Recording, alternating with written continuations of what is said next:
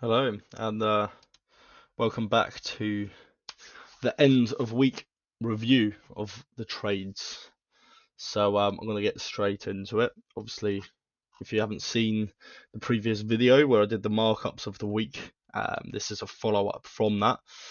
I'm pretty sure I had a point of interest on this wick here, which it sniped. I didn't get involved in the initial limit order on the 4 hour, and unfortunately there was a 15-minute change of character and a really nice entry, which I was waiting for the 1 hour to get back in here, but I didn't manage to, so it is what it is. But there was a flip entry and it tagged into the range, even if you covered the top there. There was an NFP quite recent, but I'll show you a rundown of how that potential trade could have worked with the analysis. Let's go here, somewhere around here. So that's a 4R. It did obviously range here, and we had some weakness continuation. So it is what it is. Didn't get involved. I tried to get some nice re-entries. There was a 1 hour change of character sort of around this low. I thought this was going to get mitigated here. So there was a load of sell side, buy side liquidity, sorry, and that was might even get swept now. To be honest, it looks like if there's going to be any entries on this leg, we've seen this sweep of liquidity here, and a wick with a potential failure. But when you look on the daily, see what it looks like. Could potentially be the sweep of the lows before the highs get taken. But obviously, we're going to continue order flow. Ideally, we would like to see for this flip here to be a lot higher probable. We would like to see a break and candle body close on the 4 hour, because there is some inducement here into this supply. But obviously the better trades would be up in premium on this most recent leg, on the bearish leg down. Oh, wrong tool. Hello, go away, thank you. So we draw our premium here. So obviously that trade above, which would be very nice for a short. Don't think I'd do a limit order on it, but you can technically do that. If I was to do any limit order, I would cover that that as well with a fair value gap, and obviously that's the extreme supply. So there's quite a nice trade. Probably get a nice 1 to 2 out of that, but ideally we want to see a 15-minute shift within this premium here. So it is what it is. I'd love to say that I'm not a little bit annoyed that I didn't get involved, because I literally marked the charts up and you could see the charts being marked, and this 15-minute shift here, I was really looking for a sweep of the highs and a wick of the highs. That would have been perfect. So if it came up here and swept this, because sometimes, I like to see the initial liquidity be swept. So anyone in these positions who are breaking even early, or pretty much anyone down here who's got their stop just above, would have been a very nice position for me to do a bit more of an aggressive play. And also after this change of character here, let's have a look. It tapped into the range, but there was this unmitigated. So I did have my eyes on that top. Genuinely, I was thinking, if it comes into that and sweeps, it'll be nice, because the market doesn't always prevail in this way where it does this. It likes to sometimes come up, react, take a few positions and fly down. That would be a really nice setup. So that's EU. So obviously for next week we are looking at, just so I don't have to do a breakdown video of the new week, we are looking at these kind of shorts here, following order flow. So that will be that one. And next we have gold. See how the gold trades did. So we managed to get that 2R out of it. You could have held for a 3R as well, pro order flow. Probably looking, I'm doing my analysis right now as we speak. So there's this daily here. Probably want it to mitigate at least a halfway of that. Ideally, let's go on the 4 hour, see if we can find anything here. The only issue with these continuations now, we are obviously in this range and we are mitigating this supply in this premium area. So we realistically don't want to be looking at buys anymore unless this breaks. So obviously if that breaks up, we could probably look for a nice pro order flow trend there. But it is ranging. So as I said last week, in the range, you do want to be looking for shorts around this area. Obviously that was still in discount, so it was fine, and we had target liquidity, or target area of this buy to sell wick and this supply, so it's mitigated that, and that was pretty much on the 2R basically. So yeah, there's nothing from me really on gold as of yet, because I haven't really seen anything, and obviously looking at the weekly, buys are way more obviously in order than the sells, even though we've seen all this shift. I would like to see a nice shift bearish now. If we are looking at the bears, I'd like to see this get respected with a nice 4-hour shift, or some sort of liquidity when you're looking at the charts be swept, because right now we've kind of entered this zone. To me it looks like more of a continuation, but it is a 50-50 in my opinion, on where the price goes at the moment. Maybe looking at macroeconomic data, you could probably figure it out, sort of a long hold, but for now it is just ranging. So yeah, so we got the DXY next as well, and that seems to just be going on the rally. We have got the breaker structure, and we are expecting at some point a pullback. Not sure when, but it could be now, could be later, could rally on, but we're not looking to get in buys kind of on this flip. We're looking at a nice pullback. So the pairs that are inversely correlated to this, just be cautious, like on EU and stuff like that. Obviously gold will probably find you'll get a nice buy, or some more buy signals as this goes into the short area. So we probably look for this, or if we're looking at more buys, we could come down into that. We could come down into this extreme level here. Obviously that extreme level will be nice because we got some sell side liquidity, and we've got this really nice order block here, which has previously been a sweep of, oh no, we've got some lower lows.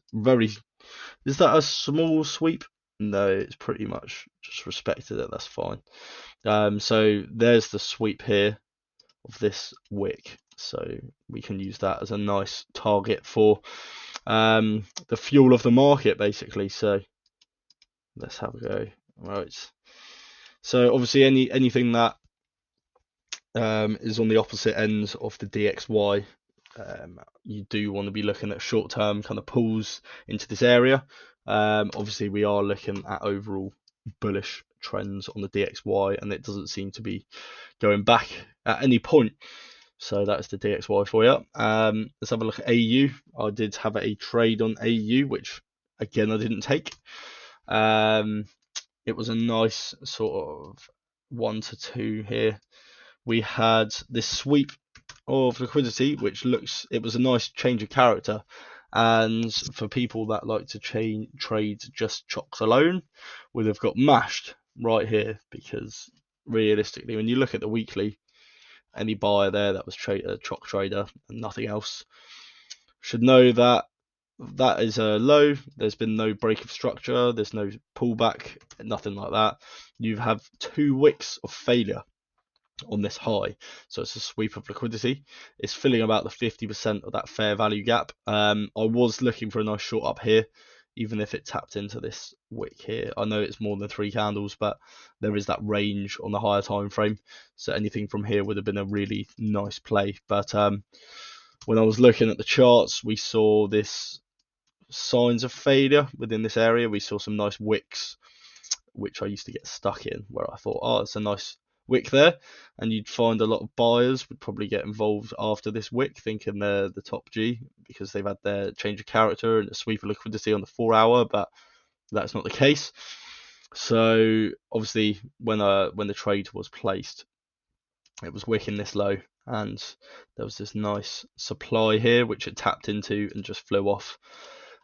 So we've got that there. To look on to next week, we are looking at this supply here. We could even look a bit higher, but we just want to continue the trend down.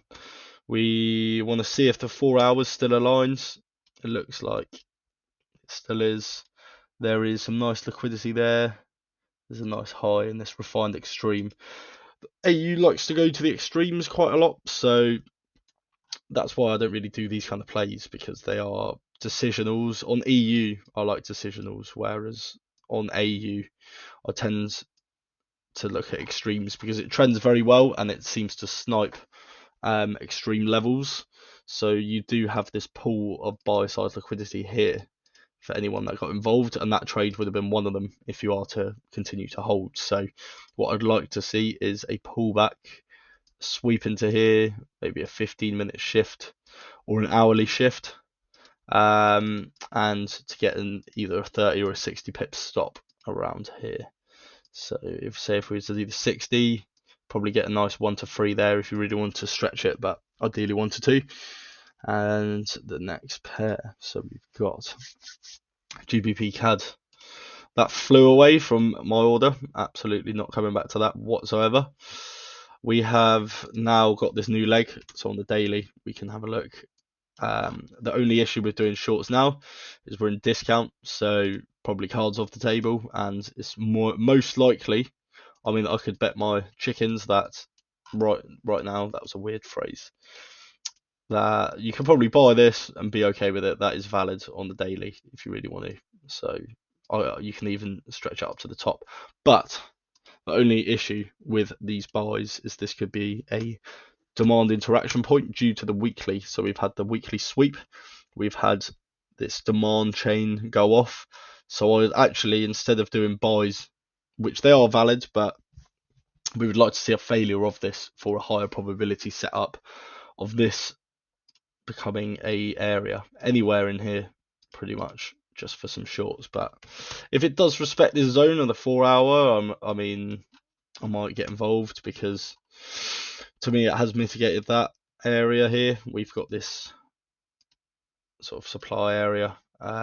There's two things that might happen. We've got a shift of order flow, so the sweep of the highs and the lows, 4 hour shift, and some buy plays, and we could do it up to the equilibrium as long as we're nice and tight, because there will be some sort of reaction off here. But there's another play that you can do anywhere in premium, kind of here.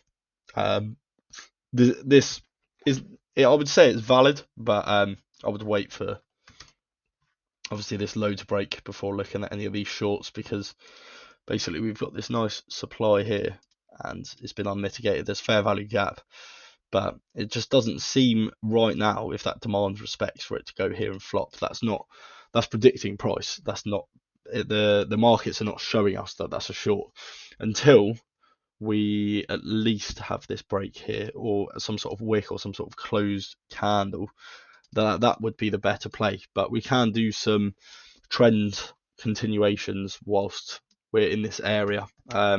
Sometimes what I like to do is mark it up as if I was to take the trade. So I mean, anywhere here we could look for a nice 4 hour shift, maybe like 60 pipper there, get a nice 1 to 2, and then that looks like it could be a good reaction from that demand level, considering we are, when you look on the daily, we're in a nice uptrend, everything's going, that there's the new swing low being created. The only issue I'm having is finding that it didn't break on the weekly, but it has on the daily. So yeah, we always have counter confluences. You just have to trade with the plan, see what happens. So there are valid buys here, but just be careful of them. And obviously there's some valid shorts here, providing we break the structural low. So the next one we have is GU. Let's have a look. Much like GCAD, just flew off the face of the earth. We've got a nice low being broken. We've got some buy side liquidity. If we have a look on the daily, we've got a new leg. Nice and easy, simple trades. We've got the supply here, nice and easy. We go onto the 4 hour. We've got all of these areas. This is what I marked up. This is no longer valid. I don't know if you can see the alerts here. One of these two alerts go off in premium. You're sweeping all of this buy side liquidity, filling all of the fair value gap, and that is fuel for the market to continue from here. Either a 1 hour or a 15-minute. But sometimes when you're looking at reversals more than pro, but with GU there is this thing that happens sometimes where it will sweep, change of character, wick out, and then fly. So anyone involved here that's got a nice sort of 30 pip stop, thinking they're all in. It's a very volatile pair, so sometimes I like to wait for this shift and some sort of wick and just get involved in the aggressive entry from up here, because even if it does fly up, you are most likely to be on the right side of the market, and we can catch a 3R. And I know obviously I've mentioned my trading is very 3R related, but when there are some high time frame setups like this, where it's a 4-hour continuation, you can go to the next low. There is a 10R play there. If you really want to, you can split risk. You can take your 3R profits and leave the rest to run. But right now we are in a bearish trend, and it's a very obvious buy setup in that wick somewhere here. So if you are looking at some sort of shift or a fine shift, this is the decisional. So we could get something off here, could see that wick out and fly down, or we could see this be an initial reaction, it sweep up into here, and then this happen on the extreme, or that goes from the extreme as well. But yeah, just be careful with decisionals. EU seems to be quite good and respect them, but this is a volatile pair. I would say it is volatile, but at the same time, when you are trading all the flow, 4-hour, 15-minute just prevails, and even 4-hour, 1 hour even more so, because it's the only time you really find there's a lot of liquidity is on reversals. So we've got all of this kind of pullback here. There's a massive shift up. Let's have a look at previous reversals. You don't know where it's going to reverse there, really, stuff like this. So yeah, just be careful on GU with liquidity. That's all I'm going to say. And go into the next one. So we've got GJ. Let's see if I've got anything on here. So this trade, when it was in, we can take that as a loss if you really want to. I mean, personally, I feel like I would have broken even, because there's no point keeping that trade in if I'm doing a 1 to 2 and it's reached 1.5. There's just no point. You might as well break it even, because it's done over 75% of the overall trade, and if it's going to come back, it had a nice reaction off it and it just flopped. If you look on the daily as well, we've got this reaction, respect of this area as well, and a massive drawdown. So to be honest, if it had gone from here and continued up, it would have been fine, but it didn't, and it was aggressive play, and it's just continuing bearish. But now we obviously have a nice bearish leg. Let's have a look on the weekly, because I don't know what's going on. So we've got some nice bulls on the weekly. This has been respected. Price action is very strange on this pair. I don't really like it at this point. So, it's not broke anything. It's respected this. I want to see this fail. So we go on the daily. I'd like to see this area fail before looking at shorts potentially. It probably won't do that. It'll probably have a nice reaction from it, and then it will flop, catch this, and just continue down, because if you look on the weekly, because that area has been respected, if it does fail, then there is a higher chance of it returning bearish, because we have seen this break of structure on the monthly. It has entered this premium area, and there is a chance for it to fail. But right now we are bullish. So if you look anything bullish right now, if it does enter this area and change hands, that is valid, because although we haven't had the break of structure, it is in discount, and we have had a shift, and I wouldn't be targeting anything more like this area if you are looking, because we are in a bit of a range here as well. It is going up, but now it's going sideways, so there is a valid range trade here, but it's a tight short 1 to 2. But what you don't want to happen, because I personally won't be trading this, even though it is technically valid, is a nice reaction as per usual, and then it flop down, and then it catches all those buyers in, and it's just a short, and it's a demand interaction point. So GJ's off the cards for me completely, because I don't know what's going to happen to it. There's a lot of 50-50. This UJ, I've still got this valid entry. You've had some breaks there. What I like to see is this extreme level. You've got this very nice entry point. You've got all of this sell side. It has wicked the sell side, so it could continue up from here. It has failed to make a new low, and UJ likes to do multiple wicks sometimes. So if we see another 1 or 2 wicks here close, that is a wick liquidity strategy that works quite well on here, because it has failed multiple times to create a low. So we could do like a 60 pip 1 to 2, which would be quite nice there. If we are looking at those premium priced